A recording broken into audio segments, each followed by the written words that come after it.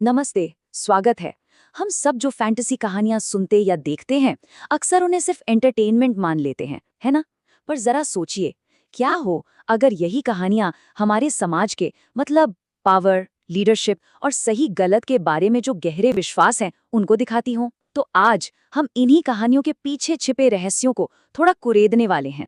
असल में हमारी जो भी फेवरेट कहानियां हैं ना, उनकी नींव कुछ खास तरह के किरदारों पर टिकी होती हैं। इनको कहते हैं आर्केटाइप। मतलब ये ऐसे जाने पहचाने से चेहरे होते हैं, जैसे कोई बहादुर हीरो हो या कोई समझदार गाइड, जिन्हें हम कहानी कोई भी हो फौरन पहचान लेते हैं। मिसाल के तौर पर एक नेक दिल राजा, एक रहस्यमयी और बहुत पावरफुल जादूगरनी, सिंहासन का असली वारिस, या फिर एक शापित किंगडम। ये सब किरदार और ऐसी सेटिंग्स जो हैं, हमारी लोक कथाओं और फैंटेसी में बार बार घूम फिर कर आते हैं।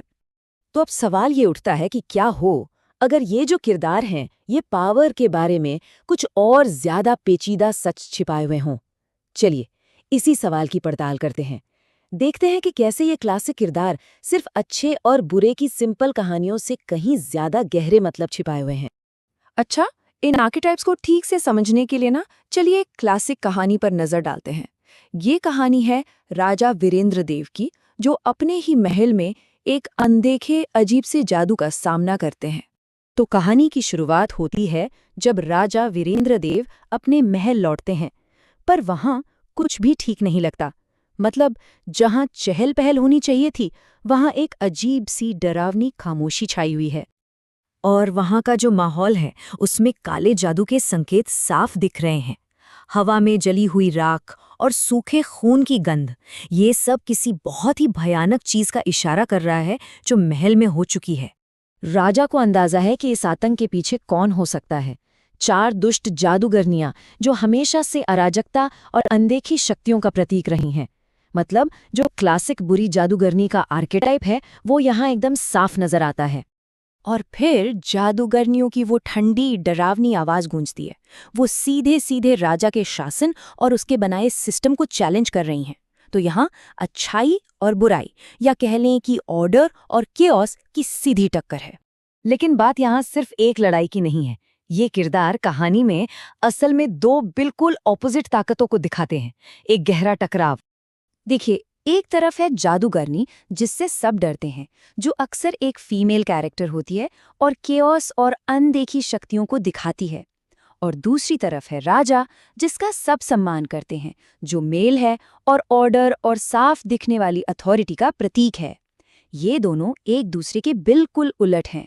तो चलिए अब थोड़ा आगे बढ़ते हैं और देखते हैं कि ये सब चीजें एक राजा होने का मतलब क्या होता है, इस बारे में हमारी समझ को कैसे बनाती हैं, और ये भी कि आज की कहानियां इस क्लासिक सोच को कैसे चैलेंज कर रही हैं। पर सवाल ये है कि क्या लीडरशिप हमेशा जन्म से ही मिलती है? इस पर एक बहुत ही इंटरेस्टिंग पॉइंट ऑफ व्यू टॉलकिन के फैंस के एक ऑनलाइन ग्रुप से आता है। उनका कहना है कि लॉर्ड ऑफ द रिंग्स जैसी कहानियों में राजशाही का कॉन्सेप्ट उतना सीधा साधा नहीं है जितना हमें लगता है। ये सिर्फ पैदाइशी हक से कहीं ज्यादा बड़ी चीज है। तो यही सवाल हमें इस पारंपरिक सोच से थोड़ा परे ले जाता है और इस बात पर सोचने को मजबूर करता है कि क्या लीडरशिप कमाई भी जा सकती है। तो सबसे जरूरी बात यही है कि हमारी कई पसंदीदा कहानियों में असली राजशाही कमानी पड़ती है।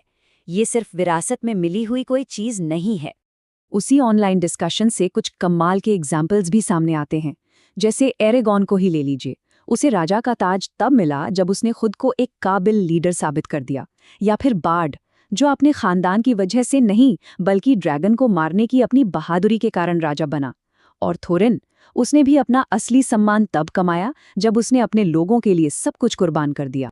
और ये बात उस मेन आइडिया को बिल्कुल सही तरीके से सामने रखती है कि लीडरशिप सिर्फ एक टाइटल नहीं है, बल्कि ये जिम्मेदारी और एक्शन का नाम है। इसे कमाया जाता है, ये विरासत में नहीं मिलती। तो पुरानी क्लासिक कहानियों से लेकर आज के बड़े बड़े महाकाव्यों तक ये जो बदलाव आया है, ये हमें बताता क्या है?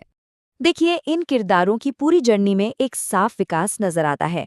हम राजा वीरेंद्र जैसी क्लासिक कहानियों से शुरू करते हैं, जहां पावर विरासत में मिलती है, और फिर हम एरागॉन जैसे हीरोज तक पहुंचते हैं, जहां पावर को कमाना पड़ता है। और जानते हैं, यही असली टेकअवे है। हमारी कहानियों में ये जो बदलाव है ना, वो असल में लीडरशिप को लेकर हमारी अपनी बदलती सोच को दिखाता है। अब हम सिर्फ पैदाइशी हक से इम्प्रेस नहीं होते, बल्कि हम उन लीडर्स की तारीफ करते हैं जो अपनी काबिलियत और अपने काम से अपना सम्मान कमाते हैं। तो अगली बार जब भी कोई फैंटेसी फिल्म देखें या कोई किताब पढ़ें, तो इन किरदारों पर जरा गौर कीजिएगा। ये सिर्फ कल्पना के पात्र नहीं है, ये हमारे अपने समाज का आईना है।